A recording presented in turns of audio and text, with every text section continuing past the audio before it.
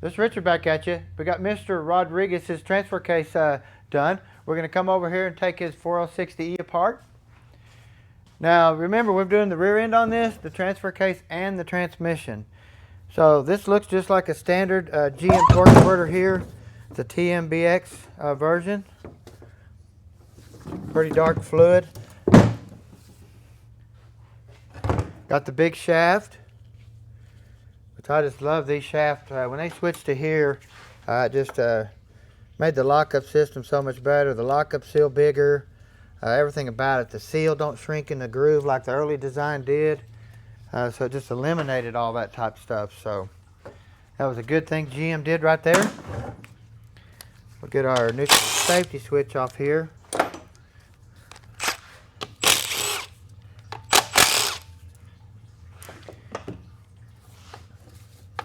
Anytime you take this lever off right here, there's always going to be a burr right here to take this switch off. If you ain't careful, you can damage this real easy. So you want to just kind of go around it. You can feel it and just try to push that off there with a file. And it's on both sides of it, just like that. And when you get that off there, this thing will come right off. Let me grab my bigger screwdriver real quick, Trent.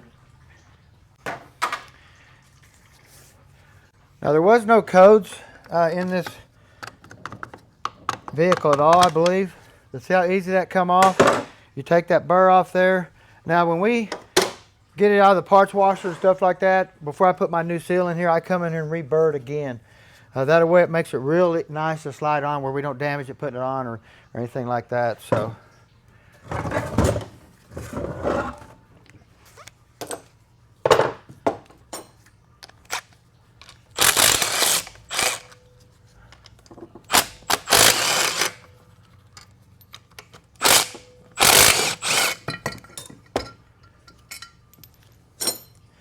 we got our overdrive.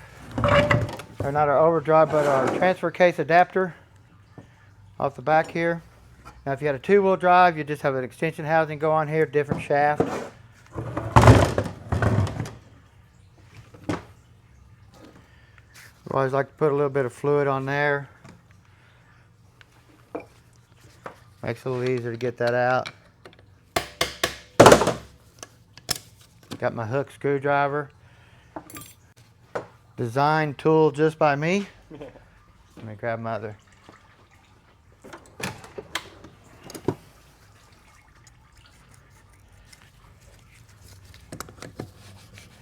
Come out real nice.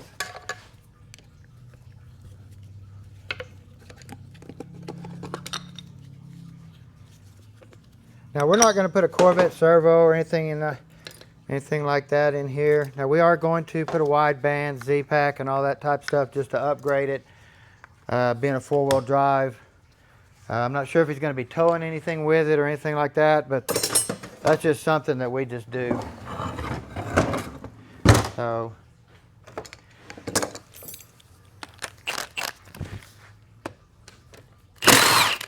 uh-oh.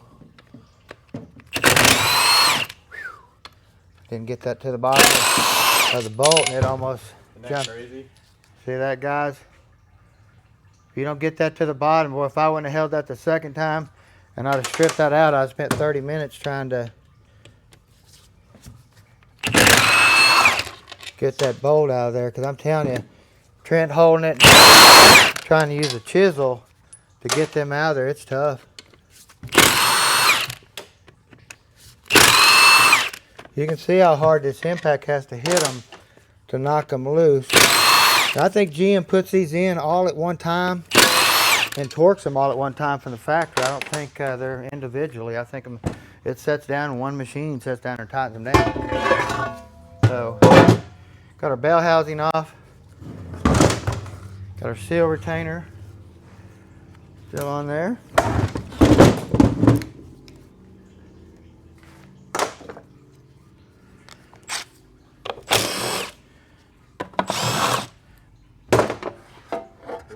Now this did, like I said, it had quite a bit of black stuff in it. I was showing you there. Looks a little worse out there than it did here, but Me swishing it around could have washed it up a little bit. Filter's pretty dirty. You can see there how much, once the fluid drains out, how dirty that is inside here. Yeah. Got some really nice oil there for my clean burn heater. Go and take our pump bolts out.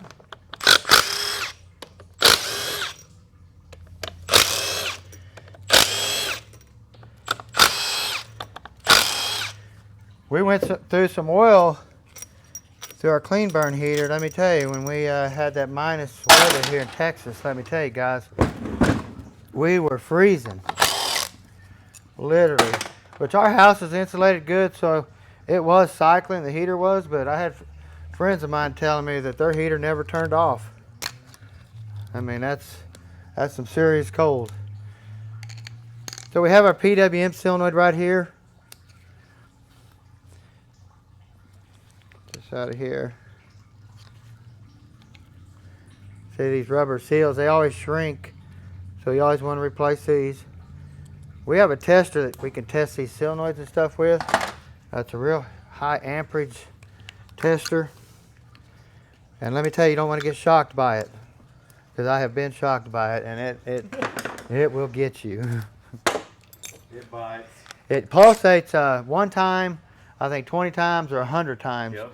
It'll sit there and buzz that solenoid. And we were holding two pocket-sized screwdrivers in there, touching those pins, and trying to push that button. And I mean, it's a high amperage, so it really got me good. So.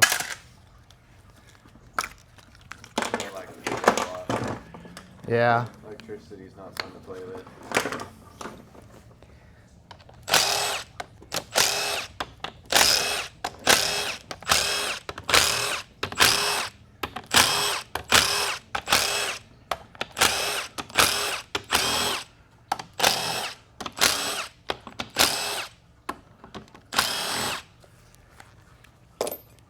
Got that Milwaukee trigger down, guys. Oops. Killing it. But I grabbed me a 9. Ooh! What did I do that for, Trent? Hey, I wasn't lucky. You were. It happens to the best It of happens. us. Get the 08 here in my hand.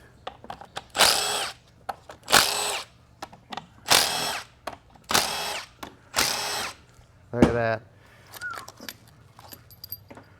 Now you can see here, these 3 bolts here are different. And we have our 8mm bolts here. And then we have our 10mm bolt here. You can see the 3 differences, the lengths. You do not want to get them mixed up, guys. You do not want to put this one here, anywhere here. It needs to stay in this little L shaped right here, these little 8mm. And then your 310 always goes on your pillow switch. So. It does have a late model switch. You can get in here and feel these click when you push on them. They're little pillow switches. Fluid pushes on them and tells the computer what gear you're in. Can you see that? I mean, I wish you could feel it. It's just like a little switch, a little toggle switch. So pretty interesting. I need to hook some power to it one day and figure out, put a light bulb to it and touch it. To show you how. Yeah, show it how it works. Yeah. I have a little light kit that I actually built back in the days when we didn't have a lot of testers. It's called a Noid light. It's a one-way circuit light bulb. The power only runs one way through the Noid and power the light. And it's a real low voltage light. So we'd hook it up to the wiring harness to see outside, to see it would light the light bulbs up, and we could watch it inside the car and telling the tranny what to do. So it's cool. Back in the day when a lot of this stuff come out, they didn't really have good scanners and stuff, you know, to really work with. So we had to make our own stuff, and I got it in there still. I probably need to put it in a frame and put it up, because it's a really old piece that I built a long time ago. So we just have your standard lock-up Pwm solenoid system here. Nothing done to it or anything like that. And I will modify that. Same way here, we want to look here.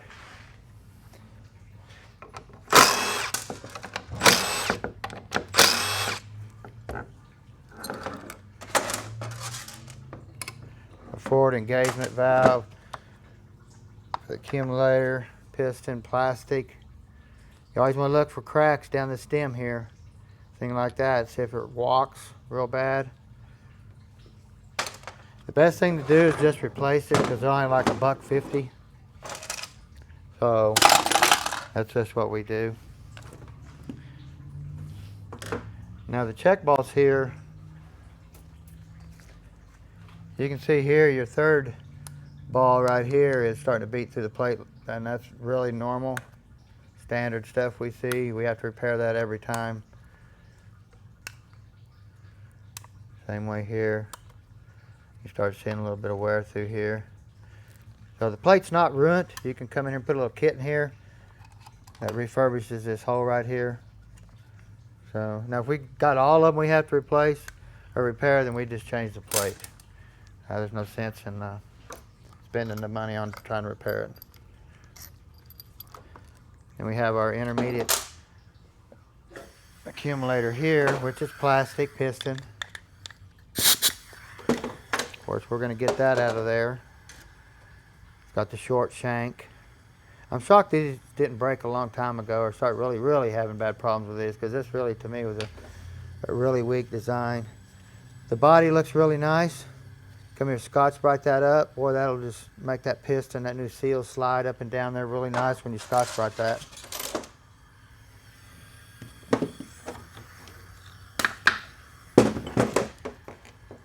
Always looking here for any type of fluid. It's really bad about shorting out and stuff like that, causing false codes. So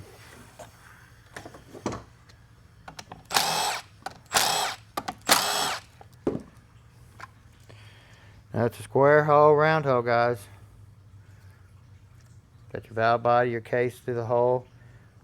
A lot of guys get them mixed up. Real simple to do if you get in a hurry.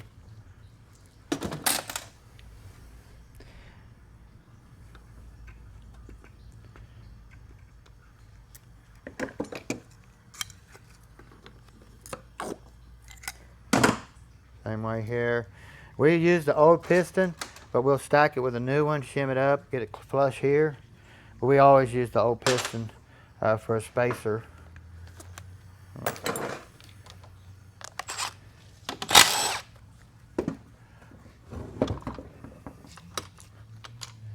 So you can put your finger, push that lever down, turn it, and put it in park. And that'll give this park lever here enough room to move out of the way, and you can get in there and get that bolt. Really hard to do if you don't put it in park. So.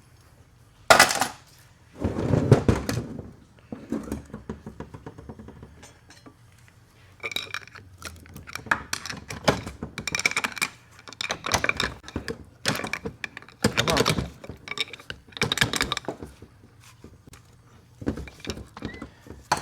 Oh, no, don't do it to me.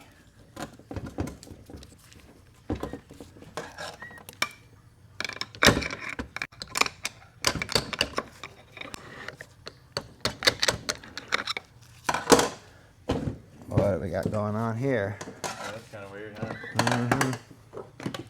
Because it's already took the seal off. Right, correct. So, and it's not on the drum. But you want to get your screwdriver in there where it's not going to damage it.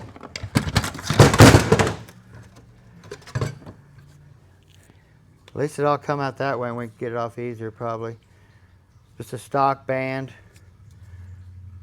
It's a high energy looking band, but it is just a stock band.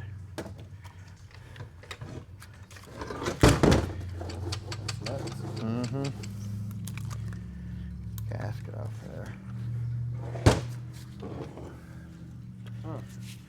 And it could be just this one ring right here, but it's really hard to tell. Oh.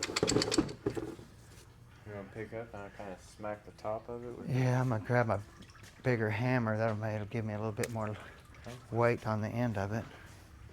And see. You think pull up on that, Trent? Right.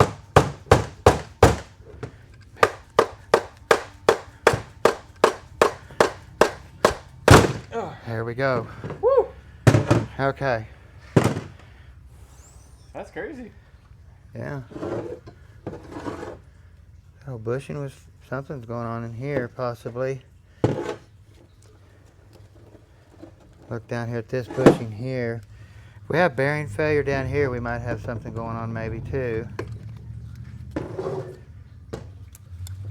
down in here. Don't see anything crazy. Bushings are wore pretty good.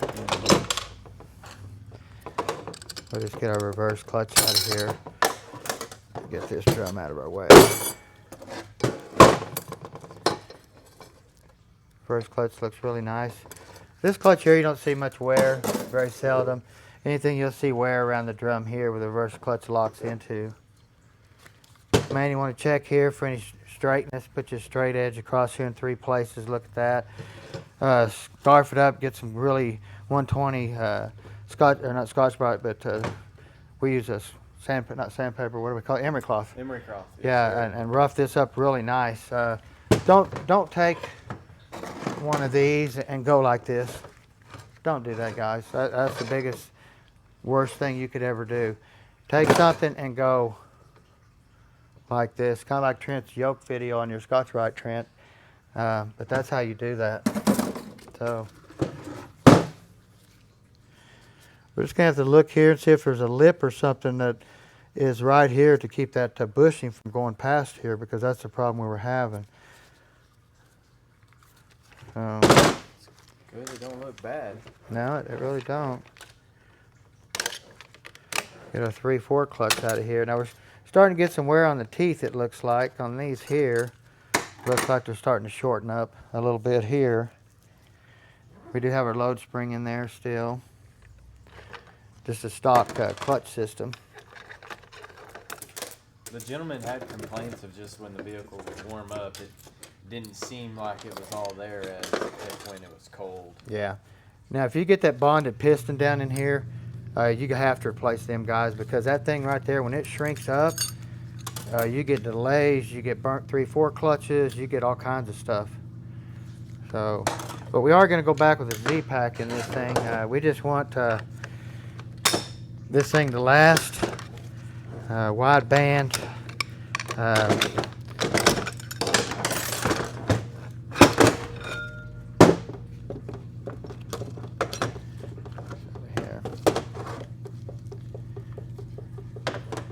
See, the clutches look pretty good. I say they took care of it, but it's starting to fail. You see areas where it's starting to go down. Your 3/4 clutch is probably where your darkness in the pan's coming from. Stuff like that. Check this brake assembly out.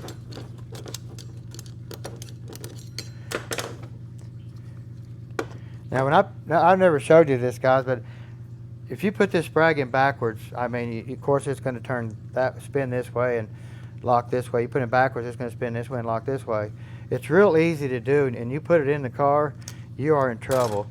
So you always want to make sure you check your direction on this brake right here turning, because you put it backwards, it'll turn the opposite direction.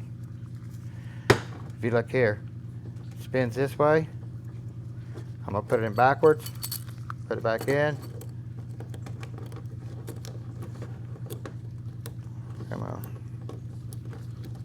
Now it spins that way, locks the other. See how simple that was to do? So we have a chart in there that shows us every sprag rotation that there ever was. So you always want to look here for any chattering, jumping marks or anything like that on here and on your outer race. Same way, Scotch-Brite these up really good. I'm going to put this over here and take these seals out real quick. I pulled my lube seal out. This seals these 2 shafts together. Your lube oil comes through this shaft here, goes out this and goes through this hole here and lubricates all the back stuff in the back. So if this falls out, you leave it out. All the front stuff in the front's going to be fine, but everything in the back's going to be gone within minutes once you hit the road. So.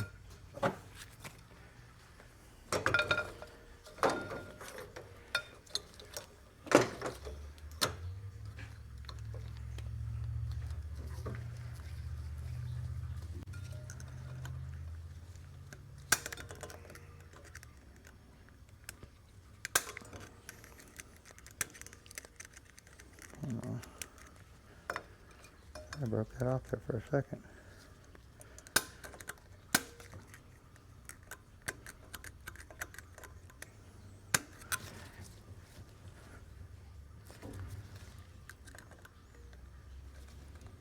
Just needs that little extra there. Yes, sir.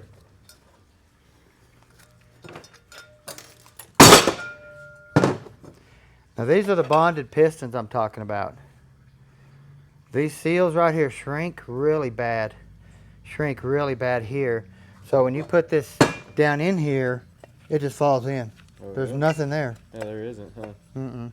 Like if you get, here's this one, looks, it's brand new. Look how far that seal's lip pushed out. And how far that one's bent over.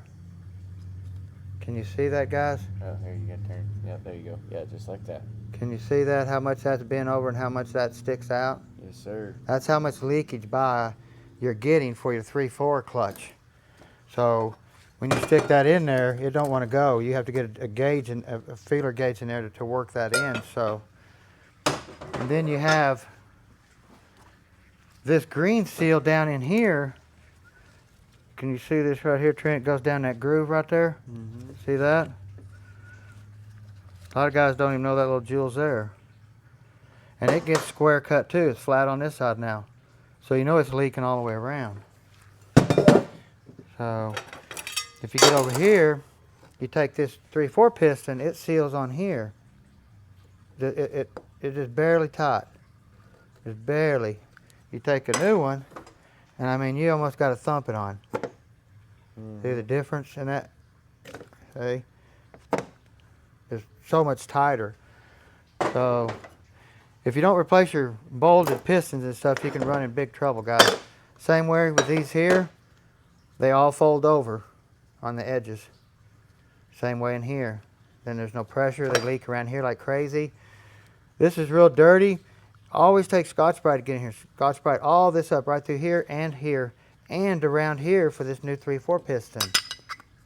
Don't leave that all shiny. Let's get this Scotch-Brite up here, all the way around here. Now this piston here sets in here, so you don't have to do nothing when you put new pistons in. But you always want to Scotch-Brite this stuff. Okay, so get this out of the way.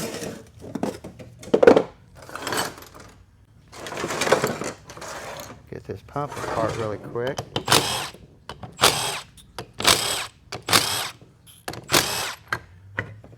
Now this is a 13 vein. See it here.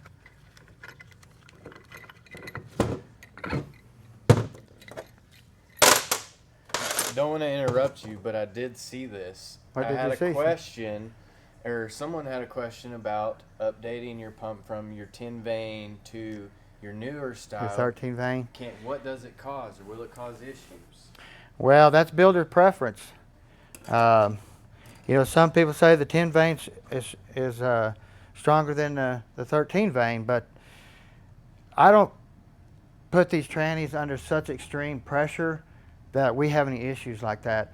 When we put these in and put a gauge on and we know what our pressure is and stuff like that, we don't put washers under springs. We don't bump pressure up so high that we're going to blow this pump apart. And we make sure our converters are stabbed right and they're spaced right and stuff like that. So it's builder's preference. I mean, it's the quality of the work you do and stuff like that, and how you put them in and stuff like that is how that rotor breaks. So I think that's a good answer. that's a pretty good answer right there. Yes, sir. Now you notice here, when I pulled this tranny out, I talked about how the converter needed to be spaced. Even though it was a factory converter, never been out, you can see we could have spaced this converter in another 1/8 of an inch, like I said out there in my other video when I took it out. That's how much they had that pulled out, just catching half that gear. Well, that causes this to rock, all that type of stuff. You need to grab the whole surface of this, especially if you're going to be bumping the pressure up real high. See, this tranny's working at really low pressure, probably 170 pounds max, stuff like that. This old pump's just idling along. But when you kick it up, then you're going to put this pump in a situation to where it can't handle it. Correct. So you want to look at your pressure regulator valve here, your lockup valve. Now, when we clean all of our units up and stuff like that, I've always talked about siliconing this area right across here because this is your vent circuit. You got line pressure right here, goes over to your pressure regulator valve. This is your vent circuit. If you leak anywhere from here to here, you got fluid coming out of the vent, and we see it 20,000 miles, sometimes maybe even 5,000 miles down the road. Before we seen this issue, before we started doing this, probably 15 years ago, 20 years ago, we would see them come back sometimes 2,000, sometimes even before the 3,000 mile service that we recommend them doing after we rebuild them. So, and that's what we come across. Even while we were putting them together, really nice pumps and stuff, we would have an issue right there. But once we start doing that, totally gone. Never had an issue since then.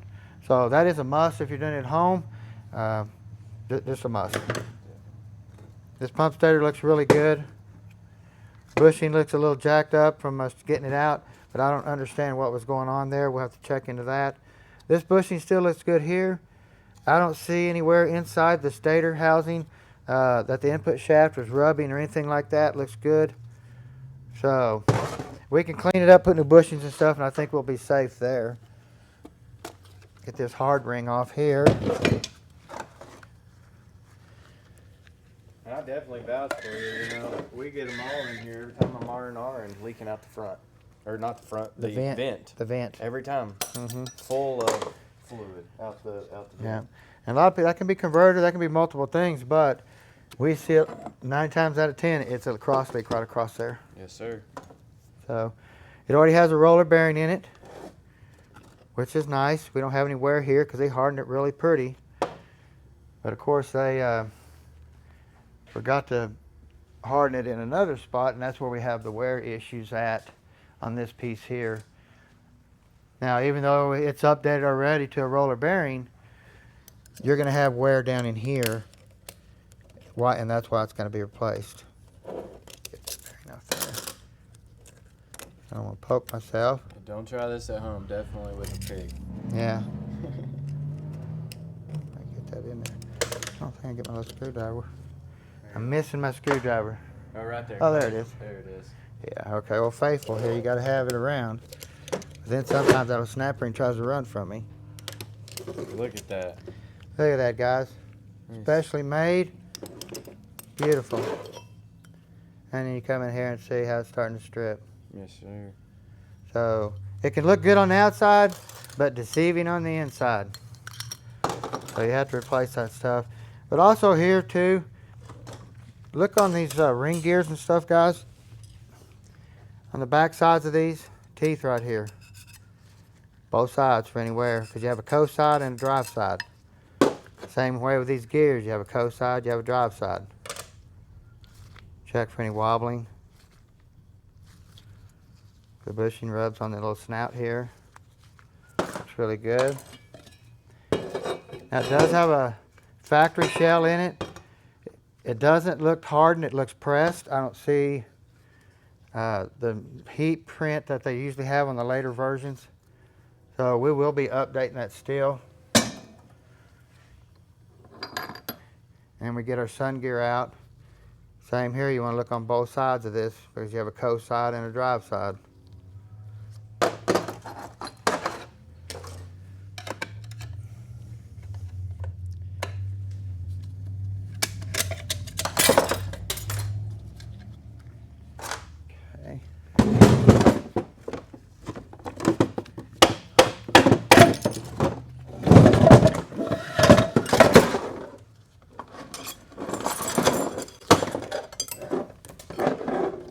Get all of our low reverse stuff out here.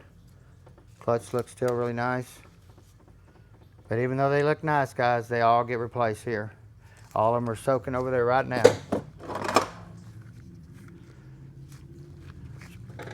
This sprag race right here, same way, you want to look at it. Any chatter marks, that looks really good. We can Scotch-Brite that up. Put a new sprag in it. Always replace your roller clutches.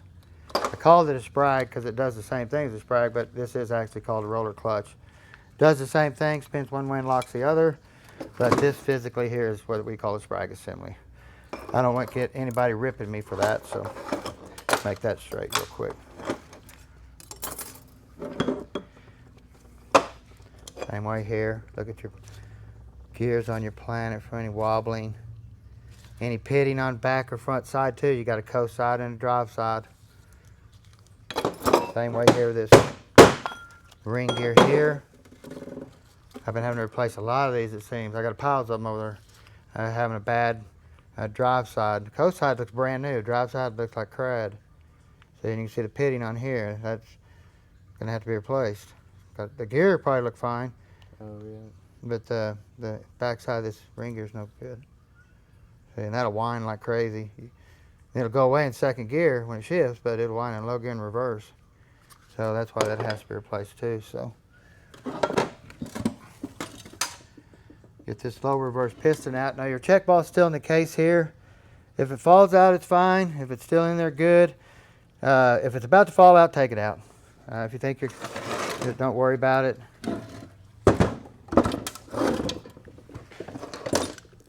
Our special little piston tool here, puller. Gets down in here.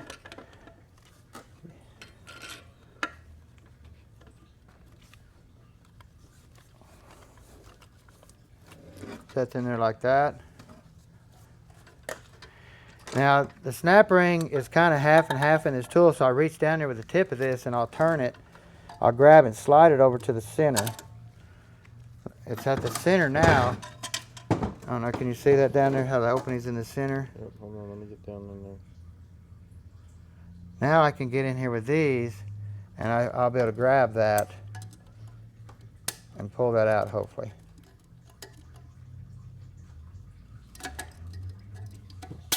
There it is. And then we'll take this tool out. Sometimes it tries to cock. The spring gets under the snap ring groove. You can kind of tap it. I like to leave my tool in there. That way the spring just don't jump out and hit me in the face, because it does have enough tension to do that still. So, get our spring and snap ring out. Gonna come over here and blow our low reverse piston out.